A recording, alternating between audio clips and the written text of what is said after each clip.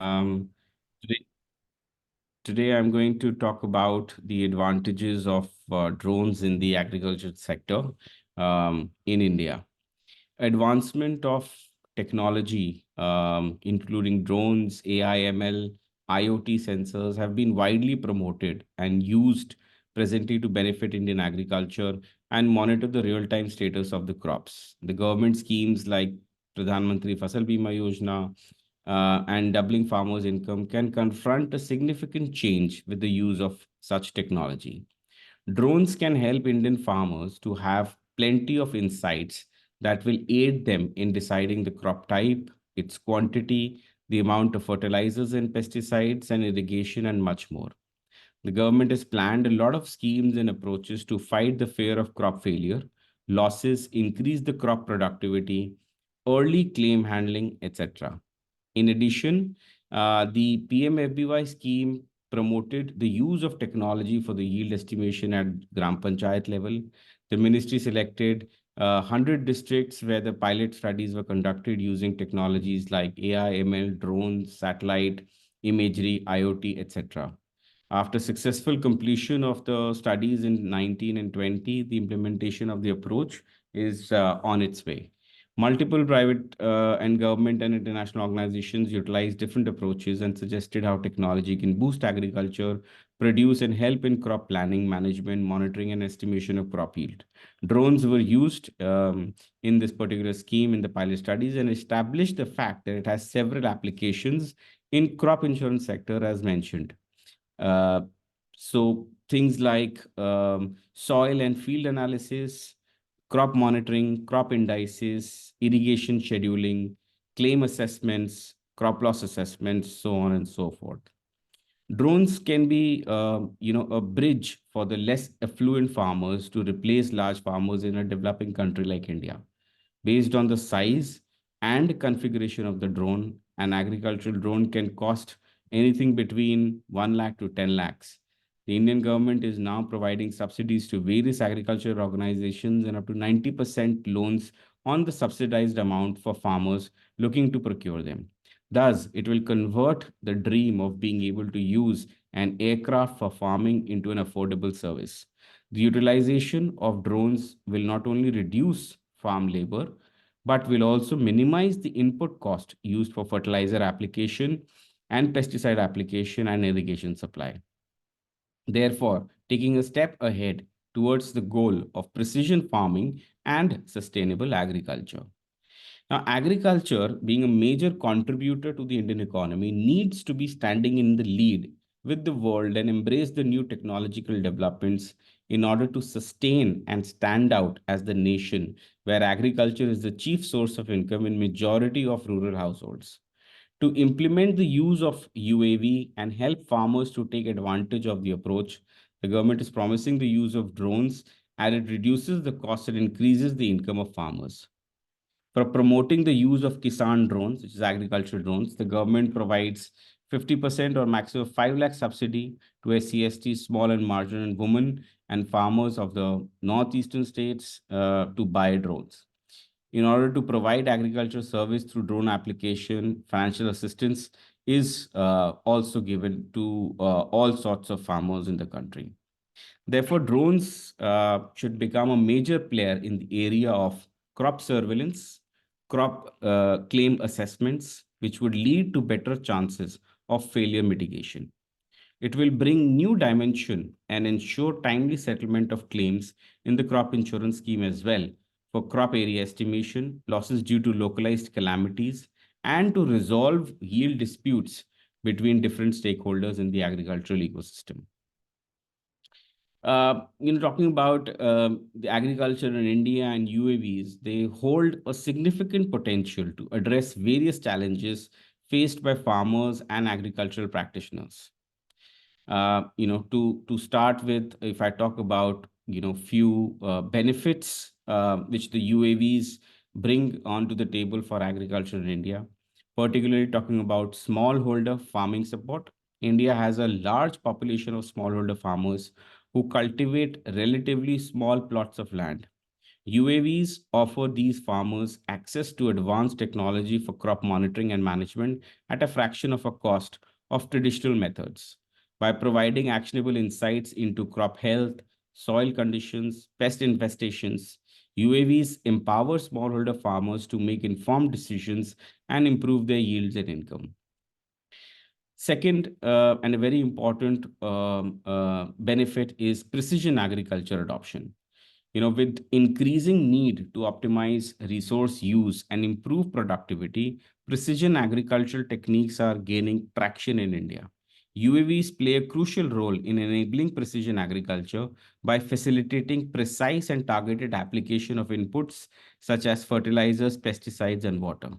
This not only improves crop yields but also reduces input cost and minimizes environmental impact, contributing to sustainable agricultural practices.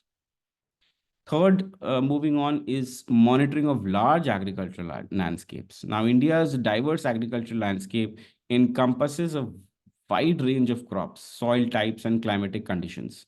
UAVs equipped with high resolution cameras and sensors can efficiently monitor large agricultural landscapes, including remote or inaccessible areas as well, where human cannot reach. The comprehensive monitoring enables early detection of crop diseases, pest outbreaks, and other stress factors, allowing farmers to take timely corrective actions and minimize crop losses.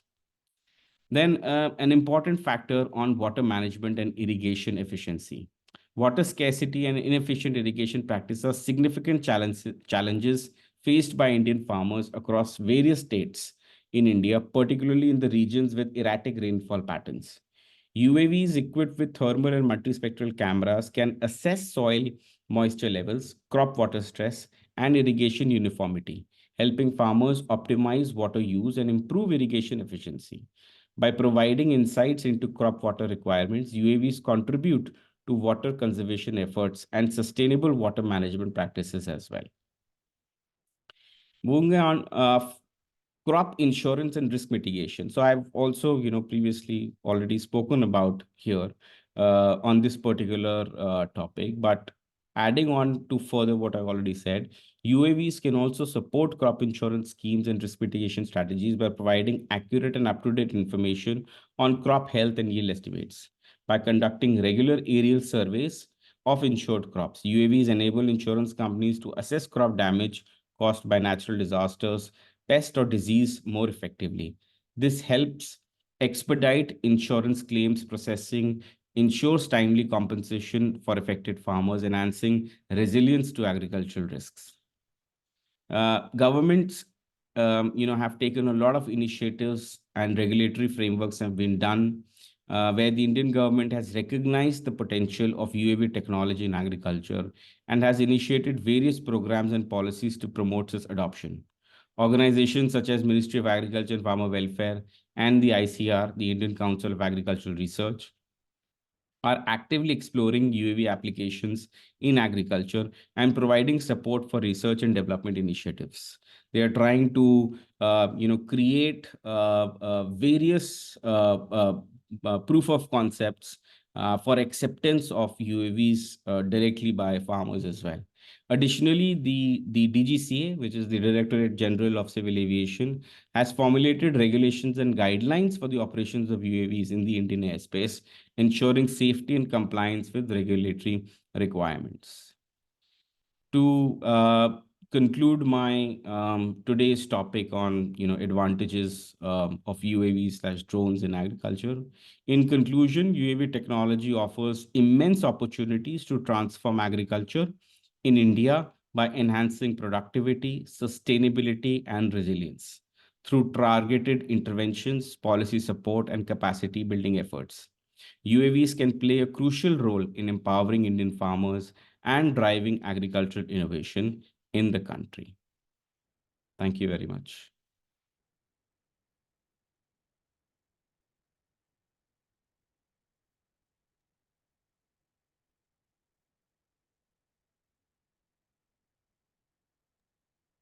Okay.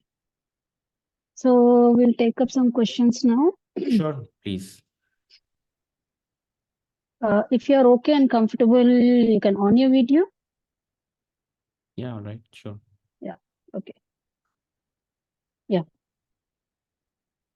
So the first question is, how does utilizing UAVs in agriculture contribute to increased crop yields? So, I have discussed and spoken about this particular point where UAVs can, identify the stress on the crops. It can identify pest outbreaks and ultimately also help in identifying the areas where pesticides and fertilizers should be adopted. So when all this statistical information is there by with the farmers, this will ultimately lead to increased yield for the crop the farmer is growing. Okay. What are the primary cost-saving benefits of implementing UAV technology in farming practices? Sorry, what are the primary? Cost-saving benefits of implementing UAV technology in farming practices. Okay. So, as I said, UAV has multiple uses. Now, there are different types of UAVs. There are fixed wing VTOLs, there are quadcopters. So, UAV can have different types of payloads where UAV is used in producing different types of analytics, where use of cameras like RGB, multispectral, thermal sensors, etc., are used. And I also spoke about UAVs in terms of application of pesticides and fertilizers, which we call it as agricultural drones or Kisan drones here in India. Now, a farmer, faces a lot of challenges while applying pesticides onto his crops through manual procedures. So first and foremost is the cost which the farmer has to go through is if he uses labor, the cost is higher. The cost of pesticides, if he is applying manually, is higher compared to the product used via drones. And a very and most important point is saving of water. So in 1 acre of land, if the farmer sprays pesticides using manual procedure, he has to use at least 100 to 150 liters of water for 1 acre, whereas through use of drone it can be easily done in 8 to 10 liters. So in all options, UAV stands out the best and most cost effective way on application of pesticides and fertilizers on the crops of farmers. Okay. Okay. And uh, what specific types of sensors or imaging technologies are commonly used in agriculture UAVs? So the common sorts of sensors are RGB, which basically helps in identifying pests, identifying the stress on the crop. Then multispectral sensors, which basically creates the kind of images which is used in processing of the information through AI/ML softwares, which basically helps in crop monitoring and crop loss assessments. So these are by and large the two main sensors currently used widely through UAVs. Okay. And can UAVs help in early detection and management of crop diseases? If so, how? So UAVs can help in terms of pest detection by way of using RGB cameras. So the drone takes the imagery through the RGB sensor. That images are then processed through a software which identifies the pest attacks or pest outbreaks or the stress on the crop. Okay. And how do UAVs assist in optimizing irrigation and water management in agricultural fields? So, particularly, it is very important to understand that what crop we are talking about, because these are very specific to certain crops. and widely used for paddy. So paddy is one crop where huge amount of irrigation is required, and UAVs can identify the areas. There are certain states which are largely not irrigated. So in India, probably only one or two states are there which are fully irrigated, such as Punjab. Most of the other states are non-irrigated states, and that is the reason they go for insurance through the Pradhan Mantri Fasal Bima Yojana. So UAVs play a very crucial role in identifying the areas where more irrigation is required. They are able to do soil health analysis. So through that, the farmers can get the information of what kind and what level of irrigation is required in what type of land they are cultivating the crop. And are there any regulatory or legal considerations that need to be addressed when using UAVs in agriculture? So yes, there are certain regulations and guidelines prescribed by the DGCA. However, this needs to be adhered by the operator who is using the drone. Usually in agriculture, so DGCA has specified, green, yellow, and red areas. So there are, certain areas which are no-fly zones. But agriculture, all agricultural areas fall under green zones. Plus, when you're using certain level of sensors, you need to ensure certain guidelines on the height the drone is flying. And similarly, so there are guidelines and standard operating procedures which needs to be adhered to while you are using a Kisan drone for application of pesticides or fertilizers. Okay. And yeah. And what are the environmental benefits of employing UAVs in farming operations? So, as I said, the most environmental benefit on sustainability for using agricultural drones is on spraying of pesticides and fertilizers, because it consumes 1/10 the water required in traditional way of spraying the pesticides. Okay.